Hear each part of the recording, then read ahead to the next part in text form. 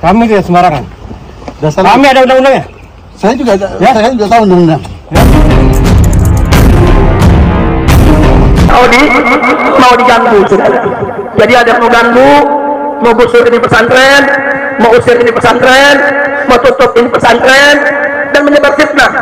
Katanya pesantren ini menyerobot tanah negara.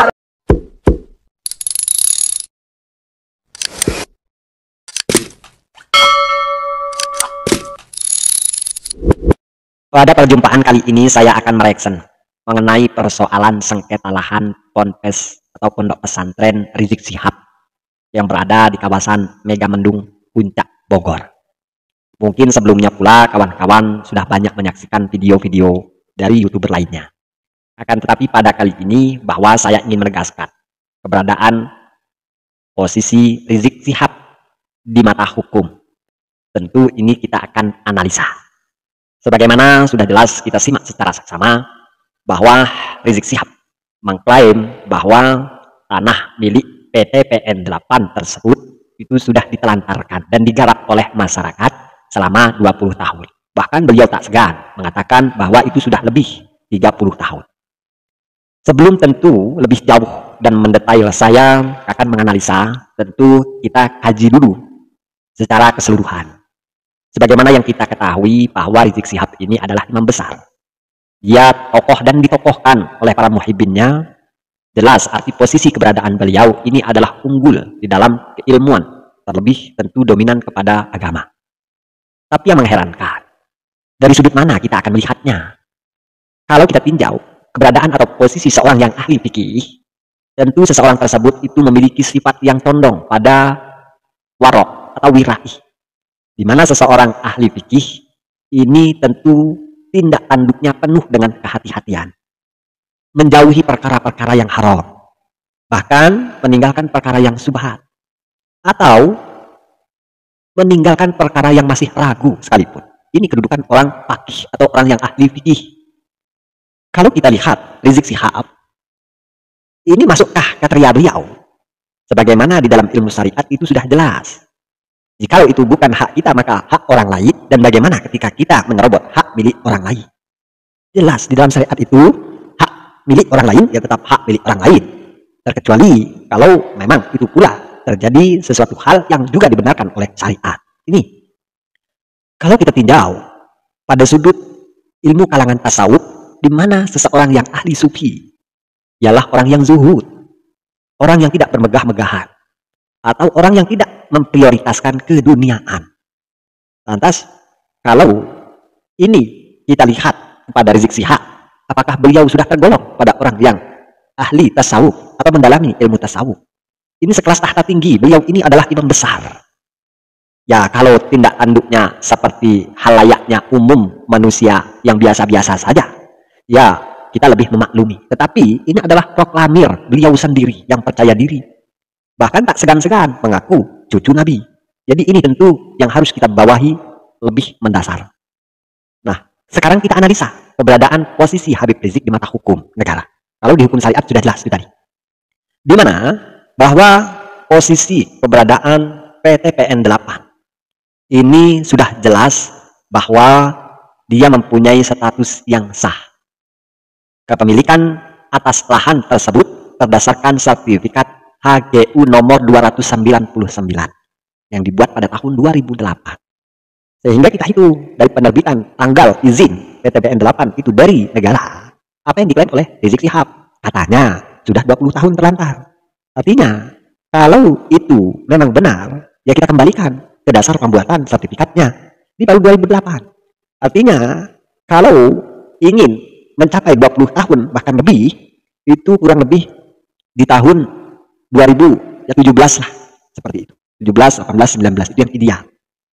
Ini baru mungkin dimasuki oleh masyarakat. Belum ada jual beli. Jadi rintisan masyarakat itu masa cuma 1 tahun garap langsung dijual belikan. Atau hanya baru berapa bulan sudah dijual belikan. Lantas status jual belinya bagaimana? Nanti kita bahas.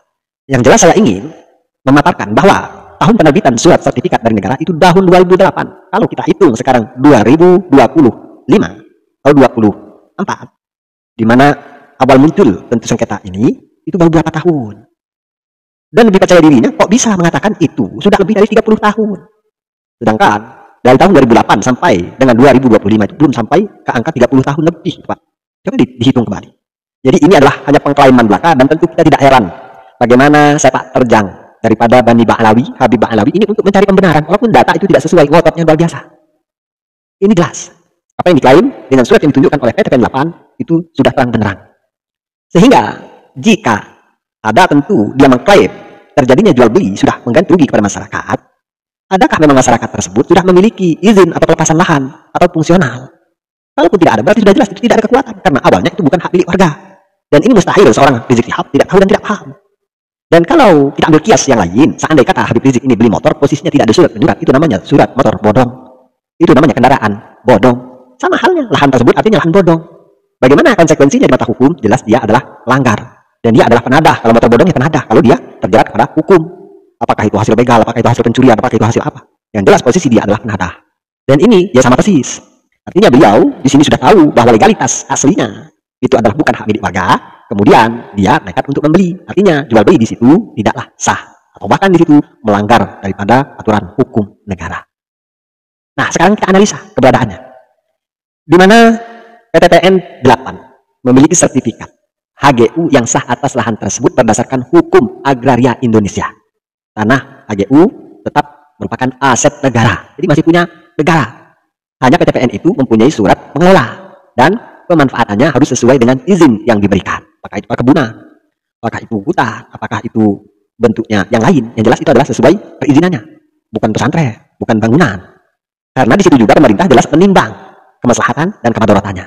Apalagi ini di daerah puncak, daerah pegunungan. Lalu kita meninjau daripada pengklaiman Habib Rizik bahwa lahan dibeli dari petani penggarap yang telah menguasai tanah selama lebih dari 30 tahun. Ya bohong, Pak, kalau kita lihat data.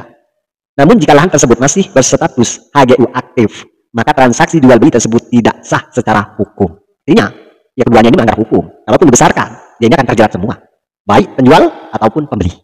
Bahaya. Ya, kalau mau ngotot-ngototan di situ jelas. Kemudian kita analisa lagi, jika lahan masih berada dalam HGU PTPN 8, maka pendirian Ponpes Markas Syariah bisa dikategorikan sebagai penyerobotan lahan negara. Dan ini jelas diatur dalam pasal 385 KUHP tentang tindak pidana penyerobotan tanah. Pidana, Pak. Ini pidana menanti Rizik Syihab. Namun, jika bisa dibuktikan bahwa PTPN 8 telah melantarkan lahan lebih dari 20 tahun tanpa aktivitas produktif, maka masyarakat penggarap dapat mengajukan klaim berdasarkan prinsip reforma agraria. Tapi kan, apakah memang sudah melalui fase atau proses-proses itu? Karena seharusnya ini reforma agraria terlebih dahulu. Artinya merubah fungsi apa yang menjadi perizinan awal. Apakah statusnya itu adalah hutan produksi atau itu lahan pertanian. Tetapi kecil kemungkinan kalau untuk mendirikan bangunan terlebih megah, karena jelas dampak-dampaknya tentu akan lebih dominan. Yang jelas, kalaupun itu daerah pegunungan, daerah-daerah yang prioritas di mana di situ adalah menampung daya serap air, maka tentu perkebunan, kemudian lagi bercocok tanam dan sebagainya, itu mungkin yang diizinkan. Kalau untuk membangun villa, hotel, pesantren itu jelas sulit, perizinannya sulit. Terlebih ini juga untuk perorangan yang bermodal, jelas ini tidak dibenarkan.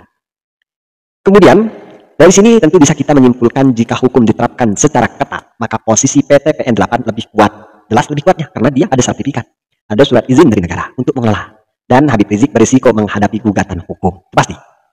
Oleh karena itu, tentu bagi kawan-kawan di sini harus paham dan mengerti terlebih ini untuk wilayah Jawa Barat. Di mana pula ini sudah kita saksikan yang menjadi tujuan termasuk prioritas gubernur saat ini, Kang Deddy Mulyadi, di mana beliau ingin bahwa lahan-lahan tersebut harus dikembalikan sesuai fungsinya. Ini harus didukung. Karena kenapa? Yang mempunyai kepentingan di puncak itu hanya beberapa gelintir. Kalau memang jumlahnya itu ada ribuan, yang mendapat imbasnya itu puluhan ribu, artinya lebih dominan orang yang terdampak. Jadi dampak positif dan negatifnya itu harus jadi pertimbangan prioritas. Dan ini harus dikawal, harus kalian dukung. Di mana niat baik dari gubernur saat ini melihat situasi dan kondisi terlebih ini di Jawa Barat, ini amat sangat memprihatinkan. Di mana di sana sudah tiap tahun langganan bencana. Dan ini tidak perlu tentu dibiarkan. Dan ini layak kita dorong, layak kita dukung, bukan atas dasar kebencian, tetapi kita memikirkan kemaslahatan dan kemadaratannya. Di sisi lain, kalau kita melihat lebih spesifik kepada Habib Rizik Syihab, ya ini adalah sebuah teguran, di mana orang yang sudah terlanjur jumawa, orang yang menganggap dirinya mulia. Saya tegaskan bahwa Allah tidaklah habis cara bagaimana Allah mengatur skenario, di mana menghinakan orang yang mengaku mulia. di mana Allah akan merendahkan orang yang mengaku tinggi. Jadi disinilah iktibar bagi kita dan bagi kalian, agar tentu kalian bertobat. Dan sudahilah tentunya apa yang menjadi provokasi-provokasi kalian yang selama ini tidak memberikan kontribusi kemaslahatan. Nah, akhirnya dari saya, Hakim Medsos, apa yang saya sampaikan mudah-mudahan bisa dipahami, bisa dicermati, bisa diteliti, dan mudah-mudahan kita akan menjadi tentu orang-orang yang tergolong beruntung baik di dunia terlebih di akhirat. Dan kita akan tetap tentu memprioritaskan kemaslahatan daripada kemadharatan. Demikian dari saya. Salam akal sehat.